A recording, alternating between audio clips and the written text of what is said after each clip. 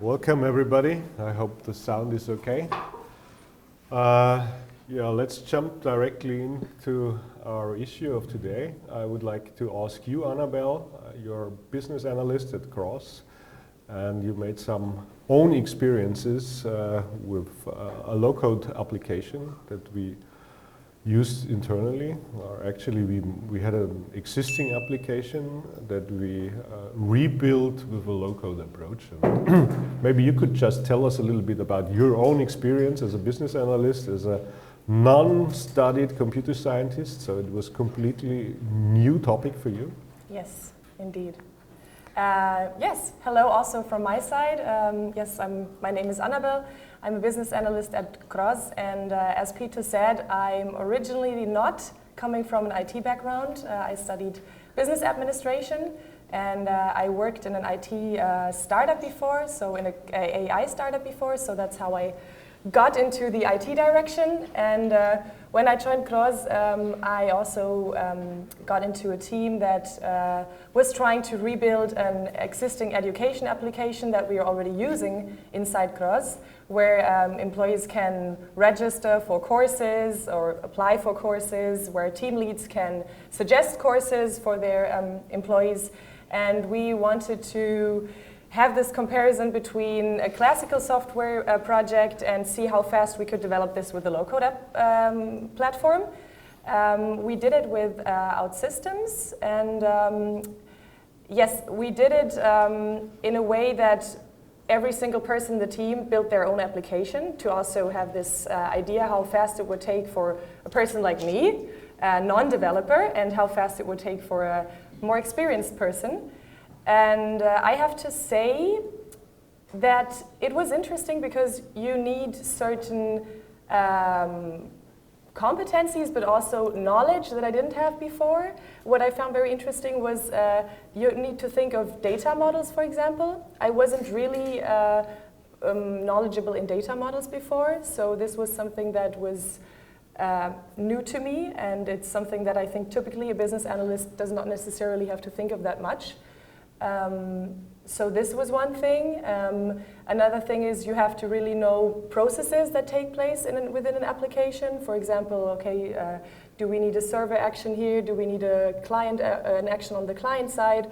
All these things. And it's possible to learn it, but what was really helpful to me is I had an experienced business analyst with whom I talked to 1 hour per week, more or less, and I could ask him questions that I didn't really know of, so this really helped. So would you say that the colleagues who have like a engineering background or computer science background have advantages because they have these abstractions or that they are used to these kind of abstractions already, or? Yes, they have an advantage, and they are faster. I think that's the thing. They're faster, and probably their applications are more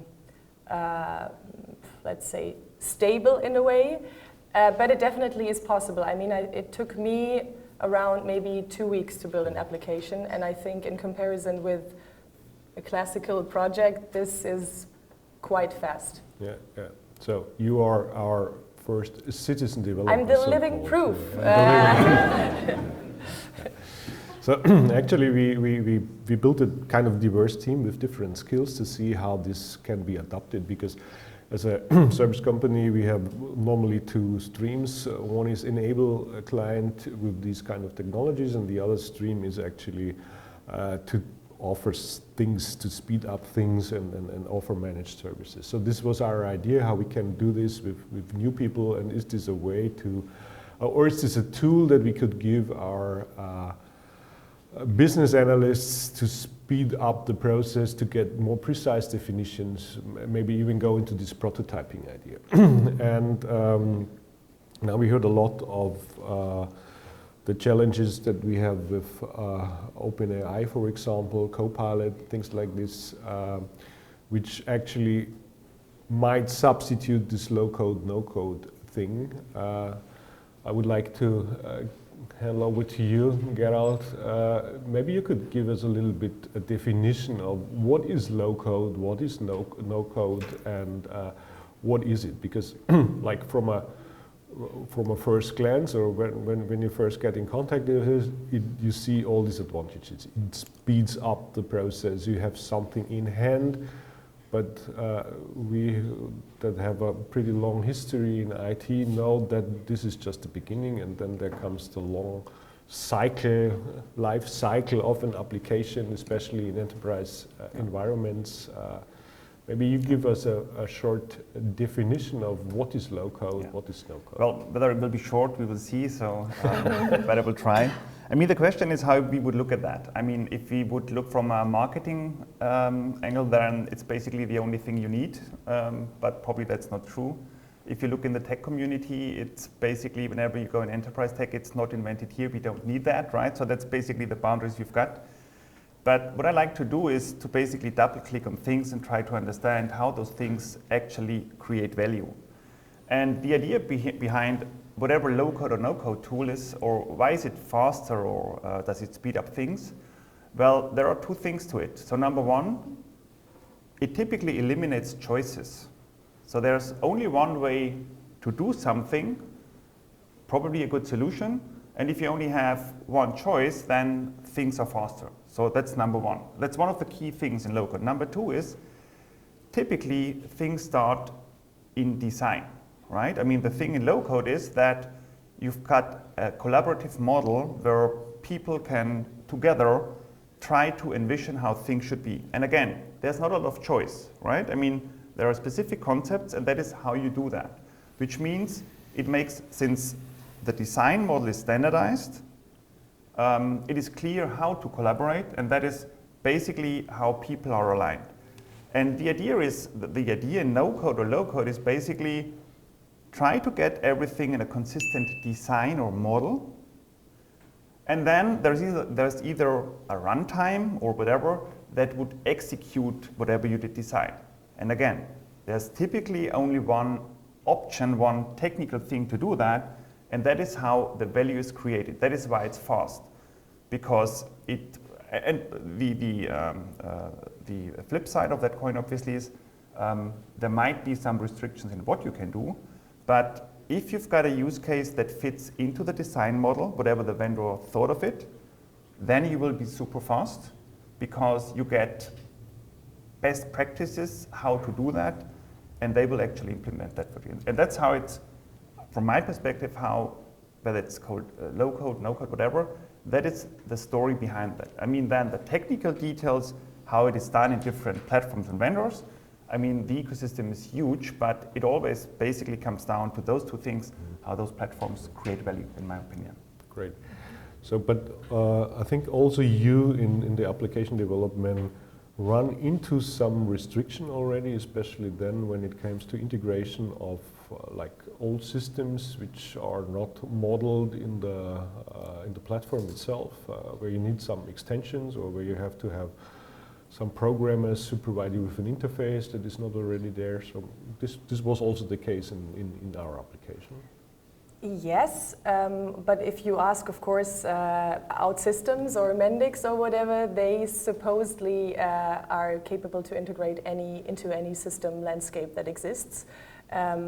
So I think maybe there's also a gap, as you said, between the marketing and the reality, as there often is. And I think it's possible, but at some point you realize that you need a developer, at least for a business analyst who's not that experienced. You come to a point where you realize, okay, I can build my application, but now when it comes to integrating it into some, or into multi-backend applications, multiple ones, you do need a developer in the end. So this idea of really doing it as a non-developer, not experienced person at all, give a local platform to some marketing people or to some HR people, whatever, I think we're still not there, and I'm not even sure if it's the purpose or purposeful to do this or to think in that way. So yeah, it comes to a limit where you can get as a non. But when you as a business analyst then talk to one of our senior guys who do the integration, it's already pretty clear what they have to do, because it's as Gerald said, it's already defined what kind of data you need or how it looks like. So the communication with the developer is some way much more easy than when you start like without a concept or without a design. Yes. Maybe we should go to these other questions. When we talk about low-code application in the enterprise context, we have normally a life cycle. We have, as with every software, we have to modernize it, we have to adapt things. The world around us changes and we have to react on that. What is your experience with low-code platforms, or where would you say are the boundaries in the enterprise context where you run into inflexibility? Yeah? It speeds up everything in the beginning, but then on the long run there are some obstacles as well. Yeah. Again, I mean, the good thing with every kind of low-code approach is that out of whatever you designed, someone decides for you which technologies to connect and how everything is bundled. That's the good side. And the bad side is that someone decides for you how everything will end up. So that's kind of the same problem. And one of the key things you would see there, I mean, since a typical use case is building whatever UI app or something like that, what you easily see is that you will immediately go into building some fancy UI thing, adding some data, even defining some business data, adding a process, and actually what you get is something what in a real enterprise architecture you would never combine that way. I mean, yesterday we had a discussion around things should be outcome-based, decomposed by domain.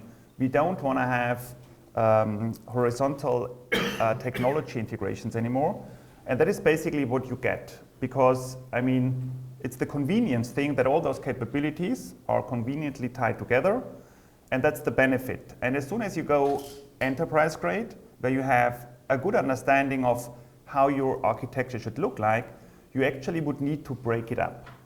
And that's kind of where it's getting difficult then. And also, if you then look into things like integration, I mean, there's a traditional thinking of, in terms of integration, where I simply try to connect systems. In the modern days, we try to use integration for innovation. I mean, enabling other systems through a set of technologies, and again, getting those things behind domain decomposed APIs. And then you have different interfaces that are beyond simply calling someone or an API or something like that. And that's the challenge in low-code platforms. And again, there's no one size fits them all. I still believe that low-code or any type of automation, even in the enterprise context, is valuable. The only thing we need is we need to have low-code tools that honor and respect the architectural boundaries we did define before in an architectural context.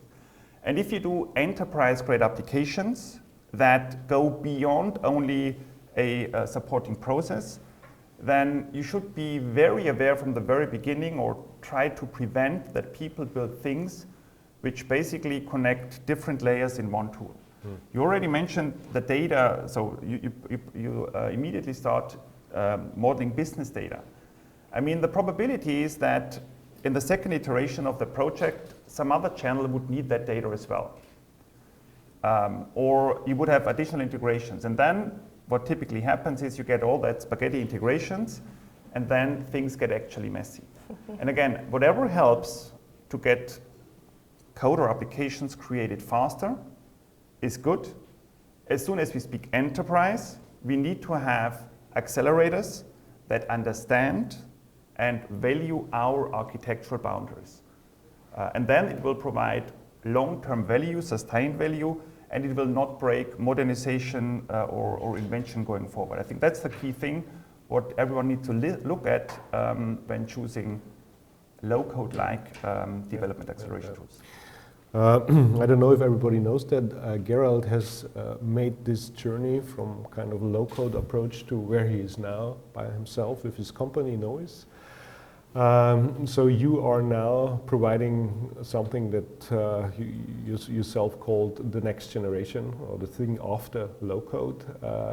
So from your personal experience, you might can explain us and the audience a little bit, what is the next generation thing? So one of the other obstacles from a, let's say from another perspective, you are locked in. When you choose a low-code platform, then you're locked in. Like with most of these other solutions, when you auto-generate code or when you do low-code, then you rely on something from a third party. So you have an additional layer in there. This is not your layer. We are from Germany, so we know how bad it is to be dependent on one supplier. Our gas experience since the Ukraine war, which was a mistake. When you rely on one provider, it's always a mistake because you're locked in. You can do this for speeding up, but sooner or later you have to pay the price for it.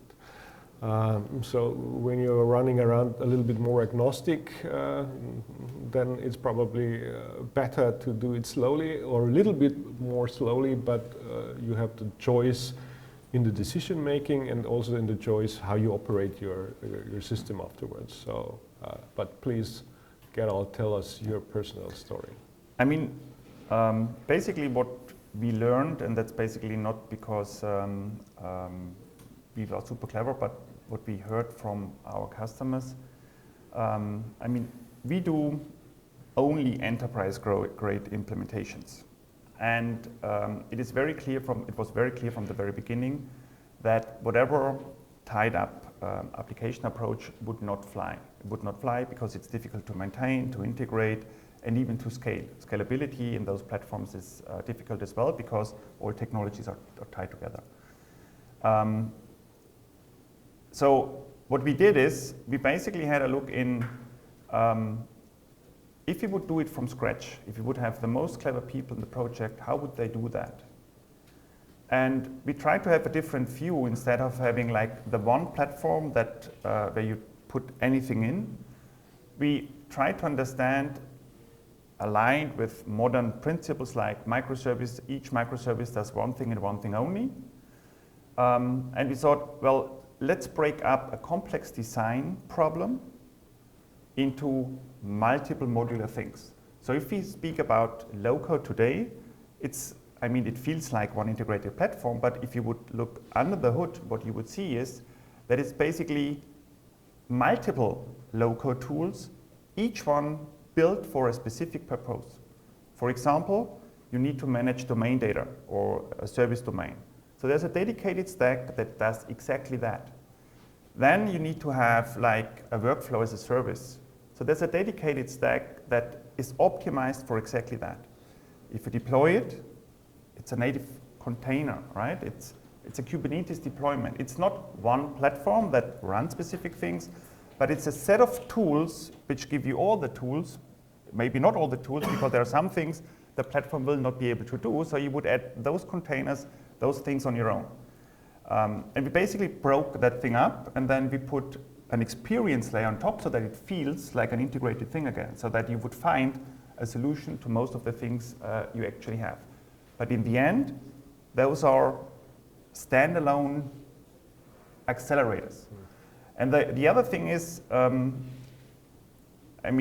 that area, we all know that no one will build all the capabilities the company needs on their own. So we will see more co-creation and open innovation and source additional things, which means it was also clear that we can't have the knowis platform anymore. So the operating system of the cloud is Kubernetes, and that's the only runtime that exists. And if you can't run natively on Kubernetes, then it's not good enough. And that basically brings us in plug and play, and whenever you've got a use case that can be accelerated, whether we would call it low-code, it's a term we know in the industry, but it's basically acceleration. And again, it creates value because we start earlier, so we bring whoever is responsible for the design, whether it's a business analyst or whoever, so we connect those people in a shared model. And out of that shared model, we create or generate all the code for the microservice or most of the code, depending on the use case, to provide as much acceleration as possible.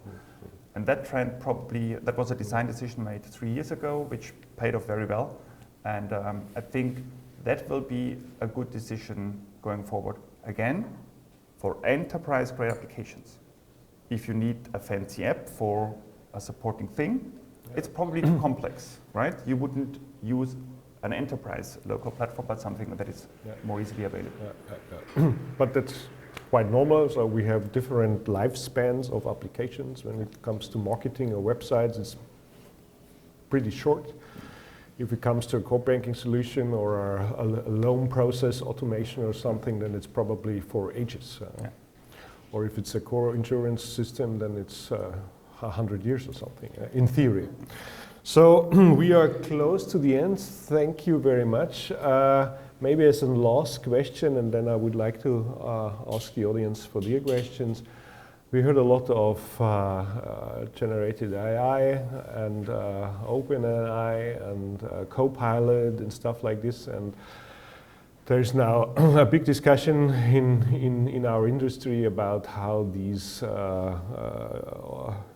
AI things will make something like low code obsolete at all. So you have already a different approach, like best tech stack practices for different solutions, which makes you quite flexible. Where do you see the advantage from this perspective and also the threat for the low-code application from the AI direction? I mean, again, if you look with an additional level of abstraction, what we do today is basically we create out of whatever data we've got, we create out of that specification the solution. Today it's deterministic because we know exactly how to address a specific problem and it will always be the same result. So it's easy to govern, so we know exactly what the output will be. And there are some gaps where you can't create it, where you need flexibility because the variance is too big. What I believe is that what we will see is that those new things will close a lot of those gaps that we can't generate deterministically today. And by that, even getting more what we call stacks, more low-code use cases from low-code, meaning you add your variants to no-code, where basically most or all of it will be created. Again, the key thing there will be who needs to go to jail if something fails there. So whenever it's not, that's the key question. So there are a lot of things we need to figure out from a technical perspective, but also from a legal perspective, how to do that. But in the end, we are pretty convinced that that will be a very valuable add-on. I don't think that it will kind of create the full stack because you want to have some, at least for now, some enterprise guidelines, security policies which are not negotiable. But again, for closing the gaps, it will be a very interesting addition in the portfolio, I think. Yeah, I think that's a perfect last word. Thank you very much, Annabelle.